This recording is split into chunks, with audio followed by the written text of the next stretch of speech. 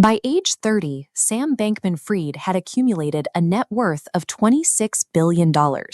He built this fortune while actively cultivating an image that rejected traditional Wall Street polish. Instead of wearing tailored suits or buying supercars, he drove a standard Toyota Corolla. He lived with roommates and made sure visiting investors saw him sleeping on a beanbag chair in the middle of his office.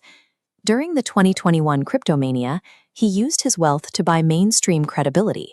He secured a massive $135 million naming rights deal for the Miami Heat arena and handed out company equity to A-list celebrities and legendary athletes to act as brand ambassadors. He also publicly pledged his allegiance to effective altruism. This is a philosophical movement focused on earning as much money as possible in order to give it all away to charitable causes.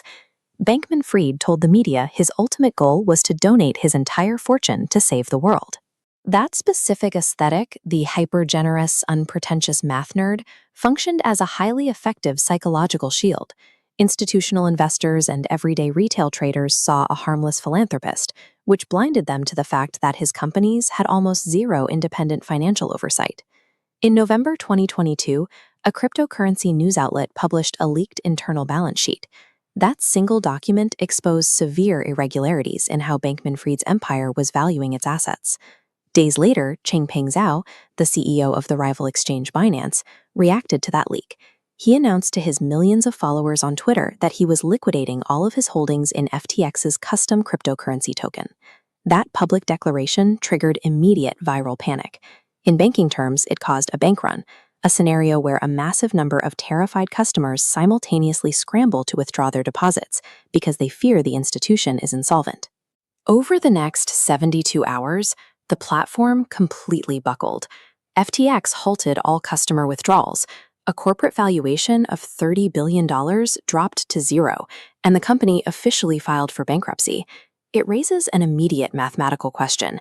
A globally trusted digital bank managing billions of dollars in assets cannot vaporize in 3 days simply because of a single tweet. The money had to go somewhere. To find the missing billions, we have to look at the structural foundation of Bankman-Fried's operations. Before the collapse, he maintained absolute control over two entirely separate financial entities.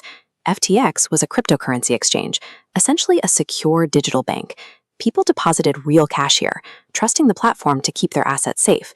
The second entity, Alameda Research, was a secretive hedge fund whose sole purpose was making incredibly risky bets on volatile crypto assets. Standard financial regulations strictly forbid the same individual from secretly managing both a secure consumer depository and a high-risk trading firm.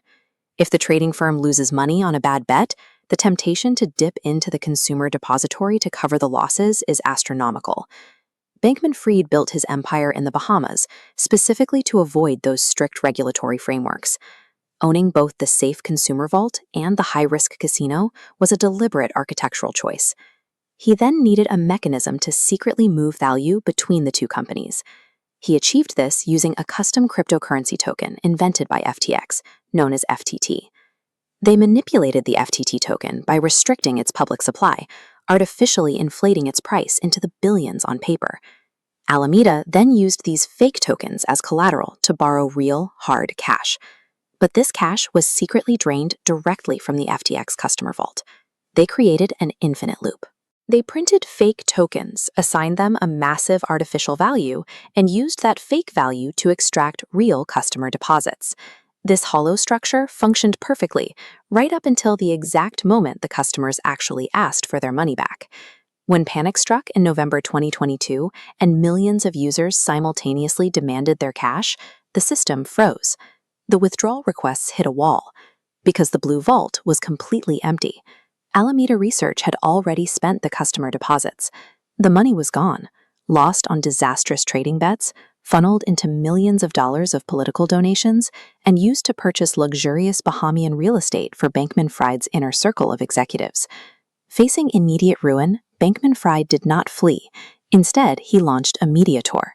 He sat for high-profile interviews, attempting to maintain an innocent facade by claiming ignorance and strictly denying any intentional commingling of customer funds. The strategy failed. Within weeks, his top executives, including the CEO of Alameda Research, pleaded guilty to federal charges and agreed to cooperate with prosecutors. Bankman-Fried was arrested in the Bahamas, extradited to the United States, and handed an indictment carrying over a century of potential prison time. Strip away the complex crypto terminology, and the collapse stands as a primitive, old-fashioned embezzlement scheme executed on a digital ledger. The federal bankruptcy court appointed John Ray to take over the ruins of the company. Ray is the executive who previously oversaw the liquidation of Enron. Upon reviewing the FTX accounts, he stated he had never seen such a complete failure of corporate controls in his entire career. Ray uncovered a $30 billion empire operating without an accounting department. He found that executives used auto-deleting messaging apps to approve multi-million-dollar decisions and utilized custom software specifically coded to conceal the misuse of customer funds. Everyday retail investors bore the brunt of the collapse, losing paychecks and life savings after believing the marketing. While wealthy venture capitalists and celebrity ambassadors walked away from the wreckage, these individual families were left with nothing. Sam Bankman-Fried successfully weaponized our societal trust in philanthropy and tech world aesthetics.